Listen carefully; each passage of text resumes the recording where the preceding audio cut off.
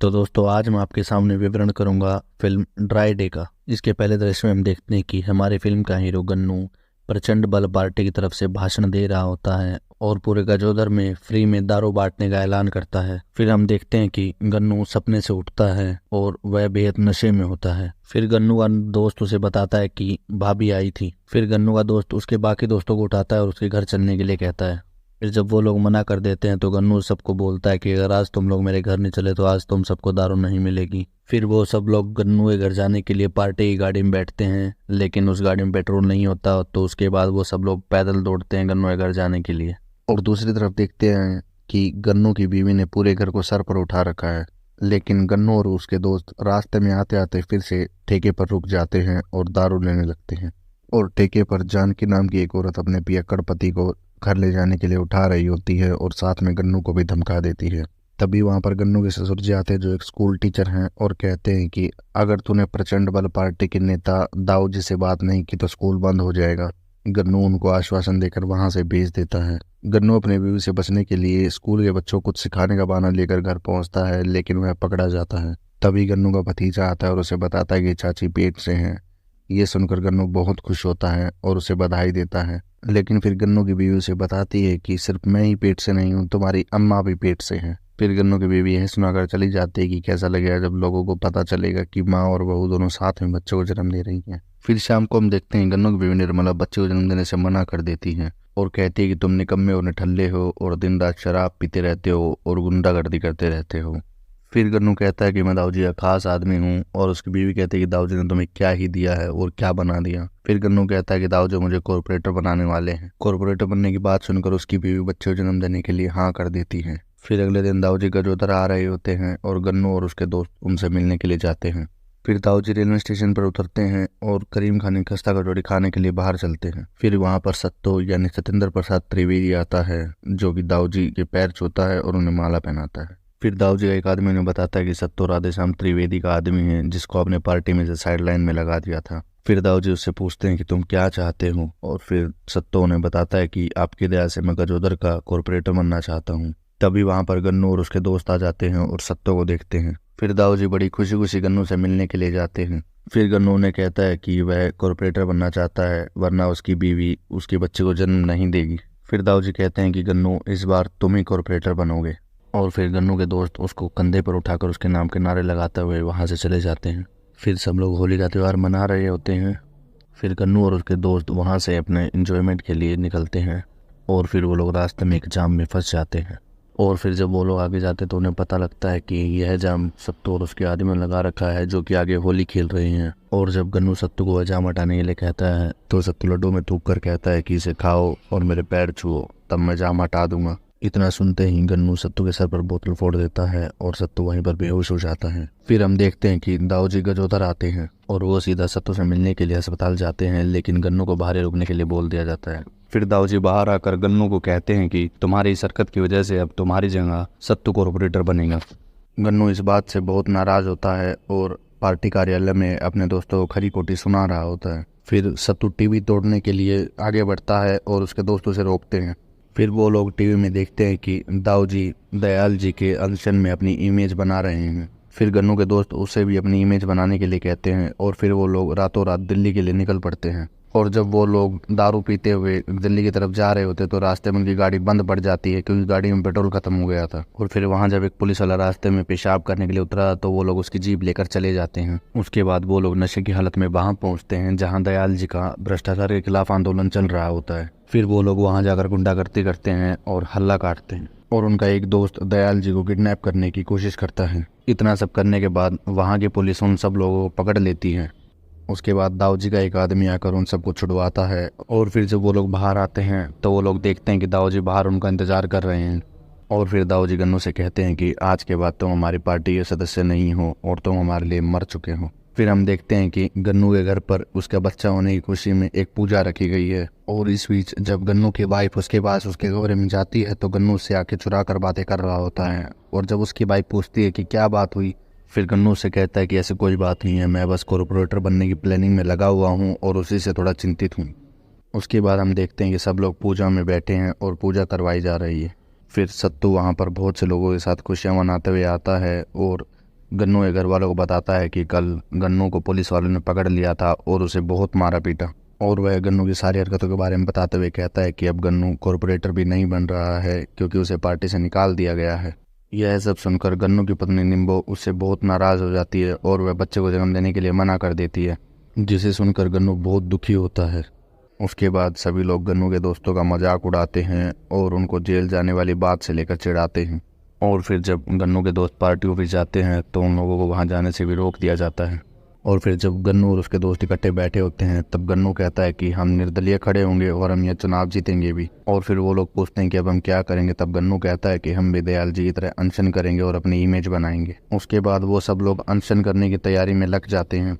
और फिर जब वो लोग इकट्ठे बैठकर खर्चे का हिसाब लगाते हैं तो खर्चा निकलता है 7,39,350 रुपये, जो कि बहुत ज़्यादा होता है। और उनके पास तो फूटी कौड़ी भी नहीं थी। फिर वो लोग इधर उधर से पैसे या जुगाड़ करने की कोशिश करते हैं और इसी बीच गन्नू अपने छोटे भाई से भी अपने उधार दिए हुए पैसे वापस मांगता है, लेकिन उन लोगों को कुछ नहीं मिलता। फिर गन्नू का एक साथी कहता है कि अब तो सिर्फ एक ही आदमी पैसे का जुगाड़ कर सकता है और उसका नाम है बलवंत भैया। फिर वो लोग बलवंत के पास जाते हैं और बलवंत उन लोगों को पैसे देने के लिए हाँ बोल देता है।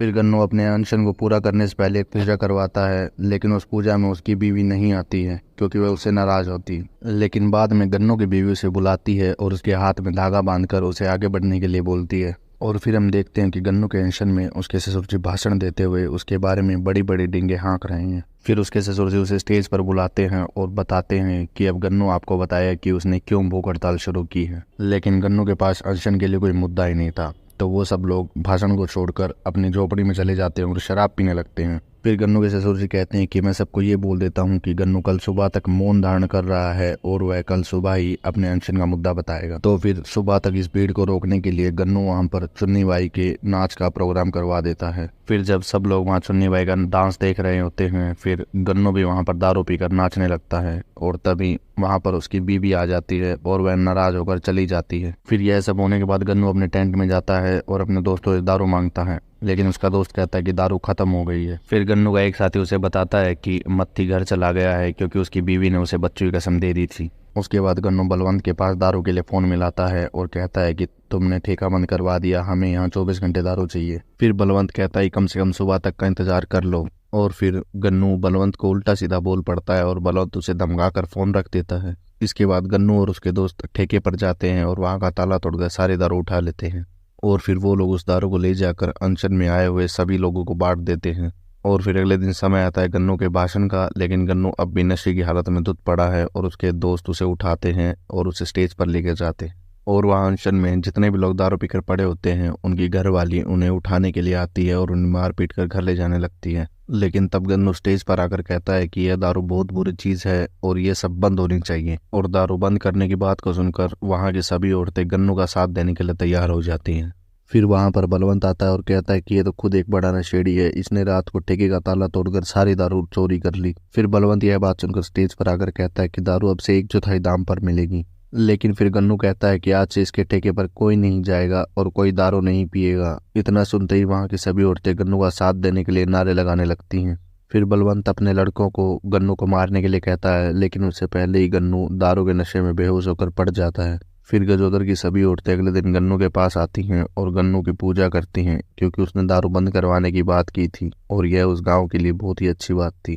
उसके बाद सभी औरतें गन्नू को एक चारपाई पर बैठाती हैं और उस चारपाई को अपने कंधों पर उठाकर पूरे गांव से होते हुए एक मैदान में ले जाकर बिठा देती हैं और सभी औरतें वहीं पर बैठ जाती हैं।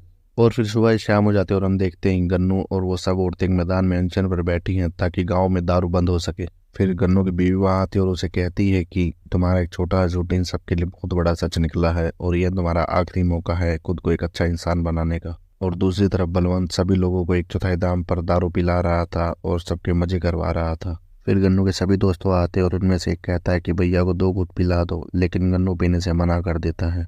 फिर गन्नू का एक दोस्त कहता है कि जब प्राणी नहीं रहेंगे तो आदमी कैसे बनोगे। फिर गन्नू उसको दारू लाने के लिए भेज देता है, लेकिन उसके थोड़ी देर बाद ही वहाँ पर एक टीवी रिपोर्टर आ जाता है और गन्नू का इंटरव्यू लेने लगता है।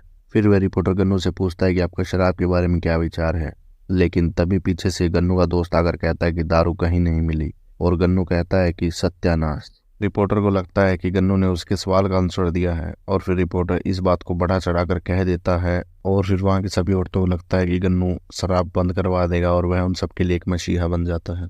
फिर हम देखते हैं कि सत्तू और बलवंत दाऊ जी के पास बैठे हैं और दाऊ जी उनको धमका रहे हैं। फिर दाऊ जी बलवंत को कहते हैं कि तुम्हारे वजह से मेरी इमेज खराब हो रही है, लेकिन तभी बलवंत उनसे कहता है कि मुझसे बहुत बड़ी गलती हो गई और इस गलती को सुधारूंगा भी मैं। लेकिन दाऊ जी कहते हैं कि अब इस गलती को तुम नहीं सुधारोगे, कोई और सुधारेगा। और यह कहते हुए दाऊ जी सत्तू की तरफ इशारा करते हैं और सत्तू कहता है कि ठीक है दाऊ जी, मैं कुछ करता हूँ। फिर अगले दिन सत्तू एक आरती की थाली लेकर गन्नू के अनशन वाली जगह पर जाता है और फिर सत्तू वहाँ कहता है कि मैं भी इस अनशन में गन्नू भैया का साथ देने आया हूँ। और फिर जब गन्नू वहाँ से उठकर जाने लगता है तो सत्तू उसके पैर पकड़े कहता है कि मुझे अपनी शरण में आने से मत रखो, आपको मेरी कसम है। और फिर सत्तू कहता है कि मैं अपना नाम इलेक्शन से वापस ले रहा हूँ और गन्नू भैया का पूरा सपोर्ट करूँगा चाहे जो हो जाए। फिर हम देखते हैं कि गन्नू के सभी दोस्त एक चाय की टपरी पर चाय पी रहे हैं और उनका एक दोस्त कहता है कभी ये नहीं सोचा था कि दिन ढलने के बाद चाय पीनी पड़ेगी। फिर उनका एक दोस्त कहता है कि और ले लो बलवंत से पंगा, अब तो कहीं पर ब्लैक में भी नहीं मिल रही है। फिर सत्तू वहाँ पर आता है और अपने साथ दारू लेकर आता है और उन सबको कहता है कि ये लो, मैं अपने भाइयों को तो पिला ही सकता हूँ, और उन सबको एक एक बोतल दारू भी दे देता है।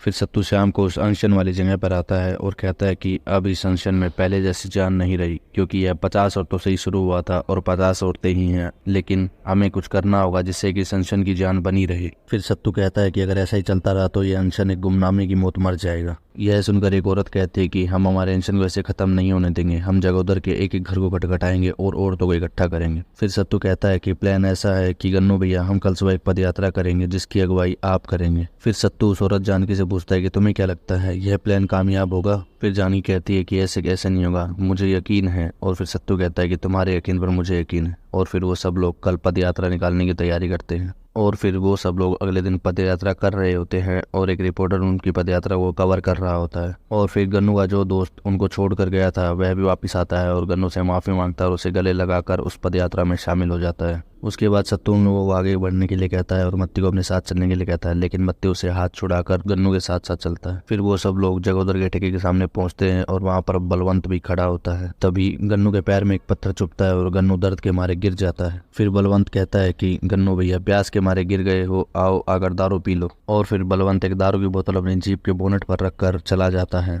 और फिर गन्नू उठता है और एक पत्थर उठाकर उस बोतल पर फेंकता है जिससे वो बोतल फूट जाती है और तभी उन सब लोगों को साहस मिलता है और वो लोग आगे बढ़ते हैं। और फिर जब शाम को गन्नू की बीवी उसको पैर में दवाई लगा रही होती है तब गन्नू उससे उसके हालचाल पूछता है और उसकी बीवी कहती है कि अब मुझे कोई गम नहीं होगा जब हमारा बच्चा होगा, क्योंकि वो सर उठाकर कह सकेगा कि मैं गन्नू का बेटा हूँ। और फिर गन्नू की पत्नी वह कड़ा लेकर आती है जो उसने तब उतारा था जब उसने कहा था कि मैं अब बच्चा नहीं करना चाहती, और आज फिर से वह कड़ा पहनने के लिए कहती है और गन्नू इस बात से बेहद खुश हो जाता है। फिर वहाँ पर गन्नू का दोस्त मद्दी आता है और उसकी बीवी से कहता है कि आप आराम कर लीजिए, मैं देख लूंगा। फिर सत्तू को खांसी उठती है और सत्तू कहता है कि ये बात तो सब कहते हैं कि दारू पीने से आदमी जल्दी मर जाता है, लेकिन ये किसी ने नहीं बताया कि दारू ना पीने से आदमी और जल्दी मर जाता है। फिर मद्दी उस जगह जाता है जहाँ पर सत्तू गन्नू के दोस्तों को दारू पिला रहा था और वहाँ जाकर कहता है कि क्या मुझे भी दारू मिल सकती है? और फिर सत्तू कहता है कि हाँ हाँ क्यों नहीं, लेकिन फिर मत्ती कहता है कि नहीं, मेरे लिए 2 पैक कर दो, मैं घर जाकर पीऊंगा। फिर दिखाया जाता है कि गन्नू अपने अनशन वाली जगह पर नहीं है। फिर देखते हैं कि कोई लाइट मार रहा है और गन्नू पर लाइट पड़ते ही गन्नू कहता है कि मत्ती जल्दी आ, मैं इधर खड़ा हूँ। लेकिन वहाँ पर गन्नू नहीं बल्कि सत्तू होता है। लेकिन सत्तू वहाँ पर अकेला नहीं आया था, वह सभी औरतों को साथ लेकर आया था। और फिर सत्तू कहता है कि आपकी लाइफ में इतना खतरा है और आप यहाँ कहाँ घूम रहे हैं। और उस समय वहाँ पर वह रिपोर्टर भी होता है जो कि अपने कैमरामैन को गन्नू पर जूम करने के लिए कहता है। फिर गन्नू कहता है कि मैं तो यहाँ सिर्फ पेशाब करने के लिए आया था। और फिर सत्तू उन सब लोगों को वहाँ से जाने के लिए कह देता है, लेकिन सत्तू वहीं पर रुकता है। फिर सत्तू गन्नू से कहता है कि चाल अच्छी थी तुम्हारी, और मैं तभी समझ गया था जब मत्ती मेरे पास आया था और उसने मुझे 2 बोतल पैक करने के लिए कहा था। तभी सत्तू एक बोतल निकालता है और गन्नू देता है पीने के लिए, लेकिन गन्नू तभी उसका हाथ पकड़ चिल्लाने लगता है और कहता है कि ये देखो, सत्तू मुझे दारू पिला रहा है। और फिर वो सब लोग गन्नू की चिल्लाने की आवाज़ सुनकर वापस वहाँ पर आ जाते हैं और फिर वो सब औरतें डंडे लेकर सत्तू को मारने के लिए उसके पीछे पड़ जाती हैं। और फिर सत्तू भागता भागता बलवंत के ठेके के अंदर जाकर छुप जाता है और फिर सभी औरतें उस ठेके पर जितने भी लोग दारू पी रहे होते हैं उन सबको डंडों से मारती हैं और उन्हें वहाँ से भगा देती हैं। यह घटना एक न्यूज़ बनकर सभी लोगों तक पहुंच जाती है। इस घटना के बाद गन्नू के एनजीओ में शामिल होने के लिए और भी बहुत सारी औरतें आ जाती हैं और फिर हम टीवी पर देखते हैं कि एक एनजीओ गन्नू के एनजीओ का हिस्सा बन जाता है और यह न्यूज़ गन्नू के ससुर जी देखकर बहुत खुश होते हैं। और फिर हम न्यूज़ में देखते हैं कि गन्नू सेशन कोर्ट में शराबबंदी के खिलाफ पिटीशन डाल देता है और फिर दाऊ जी को पता चलता है कि गन्नू निर्दलीय कॉर्पोरेटर चुनाव के लिए अपना नामांकन भरने जा रहा है। और फिर हम देखते हैं कि गन्नू शराबबंदी के खिलाफ एक मोर्चा निकालता है जिसमें उसके दोस्त और सभी औरतें शामिल होती हैं और फिर गन्नू उस भीड़ के साथ नामांकन भरने के लिए नामांकन केंद्र नरोत्तपुरा जाता है और फिर नामांकन केंद्र में गन्नू का ससुर उसका नामांकन फॉर्म भर देता है और उसे साइन करने के लिए कहता है। लेकिन तभी वहां पर पुलिस आ जाती है उसका अरेस्ट वारंट लेके और गन्नू को अरेस्ट करके ले जाने लगती है। पुलिस को गन्नू को ले जाता देख गन्नू के साथ जितने भी लोग आए थे उन सब में आक्रोश आ जाता है और उसे बचाने के लिए आगे दौड़ते हैं। फिर उनमें से एक औरत जानकी साथ ही में लगी चाय की दुकान से मिट्टी या तेल लेकर खुद पर छिड़क लेती है और खुद को आग लगा लेती है और फिर गन्नू अपना शॉल लेकर उसे बचाने के लिए दौड़ता है और फिर उन्हीं लोगों की भीड़ में जानकी जल रही होती है और गन्नू उसे बचाने की कोशिश कर रहा होता है। जानकी में लगी आग बुझा दी जाती है और गन्नू को पुलिस वाले पकड़कर अपने साथ ले जाते हैं। फिर गन्नू की बीवी गन्नू से मिलने के लिए जेल में जाती है और गन्नू अपनी बीवी से कहता है कि तुम इस फंक्शन को बंद कर दो, मुझे वो इस फंक्शन में नहीं रहना है। और फिर गन्नू की बीवी उसे कहती है कि तुमसे बहुत से लोगों की उम्मीदें जुड़ी हुई हैं, लेकिन गन्नू कहता है कि मैंने उन लोगों के लिए शुरू नहीं किया, मैंने अपने बच्चे के लिए शुरू किया था। फिर गन्नू की बीवी कहती है कि तुम उन लोगों के लिए भगवान बन चुके हो और तुम्हें कोई हक नहीं है उनका भरोसा तोड़ने का। निम्मू कहती है कि जानकी अब तो बच गई है, लेकिन जानकी तब सच में मर जाएगी जब उसका भरोसा टूट जाएगा। और फिर हमें दिखाया जाता है कि जानकी को मेडिकल में है और उसका पति और बच्चा उसके पास बैठे हैं। फिर पुलिस वाले गन्नू को दाऊ जी के पास लेकर आते हैं। फिर दाऊ जी गन्नू को बहलाते फुसलाते हैं और उसे कहते हैं कि हमें पता है तुमसे बहुत नाराज है कि हमने तेरी जगह सत्तू को कॉर्पोरेटर बनाने का फैसला लिया था। फिर दाऊ जी बलवंत को एक चाटा लगाते हैं और कहते हैं कि तूने इसको बहन की गाली दी थी ना, तूने बहुत गलत किया, माफी मांग इससे। गन्नू दाऊ जी ये सब नौटंकी देखकर कहता है कि आप चाहे जो कर ले, मैं ये एंशन बंद नहीं करूंगा। फिर दाऊ जी उसे अलग अलग धाराओं में फंसाने की धमकी देते हैं। फिर दाऊ जी कहते हैं कि मैं तुझ पर केस कर सकता हूँ कि तेरी वजह से एक औरत ने खुद की जान लेने की कोशिश की। फिर दाऊ जी कहते हैं कि जान के है तो सरकारी अस्पताल में ना, और सब जानते हैं कि वो तेरे चक्कर में खुद को आग लगाने पर तुली हुई है, हम उसे जान से मरवा देंगे और तुझे जिंदगी भर के लिए जेल करवा देंगे। फिर दाऊ जी गन्नू को धमकाते हुए कहते हैं कि ये बाजी तू नहीं जीत सकता, जब तक चुनाव नहीं हो जाते हम तुम्हें एक शहर से दूसरे शहर, एक जेल से दूसरे जेल सड़ाते रहेंगे और जानकी मरेगी वो अलग। फिर दाऊ जी गन्नू को कागज पर साइन करने के लिए कहते हैं जिसमें लिखा है कि मैं शराबबंदी की पिटीशन वापस ले रहा हूँ और फिर गन्नू जानकी को मारे जाने के डर से उन कागजों पर साइन कर देता है। फिर दाऊ जी गन्नू को पार्टी का लेटर देते हैं जिसपर महासचिव ने सिग्नेचर करके यह लिखा है कि इस बार हमारी पार्टी की तरफ से जगोदर में कॉर्पोरेटर पद के लिए गन्नू चुनाव के लिए खड़ा हो रहा है। और फिर गन्नू यह लेटर ले लेता है और दाऊ जी गन्नू को गले लगाते हैं। और फिर जब यह खबर बाहर लोगों को पता चलती है तो वो लोग गन्नू पर बड़ा गुस्सा होते हैं और वो रोते हैं कि तूने हमारे साथ विश्वासघात किया है। और फिर उस भीड़ में से कुछ लोग गन्नू के घर वालों को खरी खोटी सुनाते हैं और कहते हैं कि तुम्हारा लड़का तो गद्दार है। अब हम देखते हैं कि बाहर खड़ी सारी भीड़ गन्नू के गद्दार होने के नारे लगा रही है। फिर गन्नू दाऊ जी के साथ बैठकर वहां पर आता है और देखता है कि सब लोग उसके नाम के नारे लगा रहे हैं कि गन्नू गद्दार है। फिर वहां लगी भीड़ गन्नू को घेर लेती है और वहां पर जानकी का पति आकर जानकी की उस हालत के लिए गन्नू को जिम्मेदार ठहराता है। फिर कोई गन्नू के मुंह पर कीचड़ फेंकता है और बाल्टी मारता है। फिर सारी भीड़ गन्नू को पीटने लग जाती है और फिर गन्नू के दोस्त आकर उसे बचाते हैं और मद्दी गन्नू के ऊपर लेट जाता है। और फिर गन्नू मद्दी को कहता है कि तू मेरा एक काम कर। सारी भीड़ नारे लगा रही है कि चोर गन्नू मुर्दाबाद मुर्दाबाद, और गन्नू स्टेज पर सिर झुकाए उन सबको सुन रहा होता है। फिर दाऊ जी स्टेज पर आकर कहते हैं कि मैं आप सबके क्रोध को समझता हूँ, ये गन्नू तो मूर्ख है जिसने आप लोगों को गलत राह दिखाई। और फिर दाऊ जी कहते हैं कि इसने पहले तो आपको भड़काया और फिर पलटी खा गया। गन्नू वहीं पर स्टेज पर बैठा गर्दन झुकाए सब कुछ सुन रहा होता है और मद्दी उसके पैरों में बैठा होता है। फिर दाऊ जी कहते हैं कि ये गधा है पर गद्दार नहीं है, लेकिन जैसा भी है तो अपने जगोदर का बच्चा, हमें इसे माफ कर देना चाहिए। फिर दाऊ जी गन्नू को आगे बुलाते हैं और माइक पर माफी मांगने के लिए कहते हैं। फिर गन्नू कहता है कि मैं माफी नहीं मांग सकता क्योंकि माफ तो उसे किया जाता है जिसकी कोई गलती हो। और फिर गन्नू कहता है कि मैंने तो गुनाह किया है, क्रिमिनल हूँ मैं इस शहर में भसड़ फैलाने के लिए।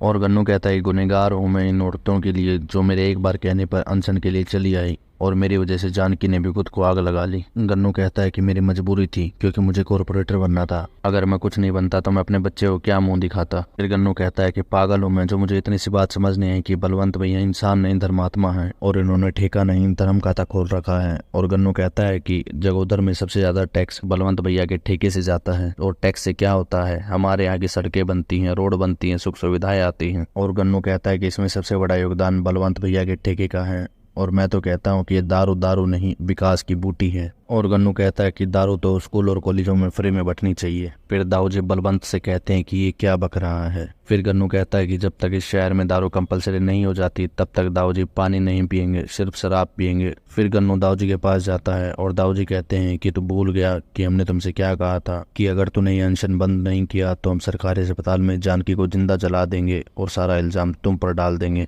और दाऊजी कहते हैं कि निर्मला मेरी बेटी समान है और अगर उसके पेट में पल रहे बच्चे कुछ हो गया तो उसके जिम्मेदार भी सिर्फ तुम ही होगे। फिर गन्नू दाऊजी का दिया हुआ लेटर हेड फाड़ता है और कहता है जो उखाड़ना है उखाड़ लो, और रही बात मेरी बीवी की उसे तो मैं कुछ नहीं होने दूंगा। और कहता है कि रही बात जानकी की मैं उसे कुछ नहीं होने दूंगा। फिर दाऊजी कहते हैं कि तूने तो अपने बन के कर लिया, अब देख मैं क्या करता हूँ, और माइक की तरफ जाने लगते हैं। और फिर गन्नू अपने कुर्ते के नीचे से वायरलेस माइक निकालता है और जो भी दाऊजी ने उसको धमकी दी वह सब रिपोर्टर को चलाने के लिए कहता है और रिपोर्टर वह सब बातें स्पीकर पर चला देता है। फिर दाऊजी को पता लगता है यह सब गन्नू की एक साजिश थी। और फिर जब यह रिकॉर्डिंग चल रही होती है तब गन्नू दाऊजी के पास आकर कहता है कि आपने सही कहा था, सारा खेल इमेज का होता है। अगर किसी की इमेज है तो बंदा हीरो है और अगर किसी की इमेज गई तो बंदा जीरो है। दाऊजी यह सब देखकर चौंक जाते हैं और गन्नू दाऊजी के पैर छूकर जाने लगता है। दाऊजी की गर्दन झुक जाती है और सब लोग गन्नू की तारीफ में नारे लगाने लगते हैं। और फिर हम देखते हैं कि दाऊजी को मंत्री पद से इस्तीफा देना पड़ता है और उनको पार्टी से ब्लैकलिस्ट कर दिया जाता है।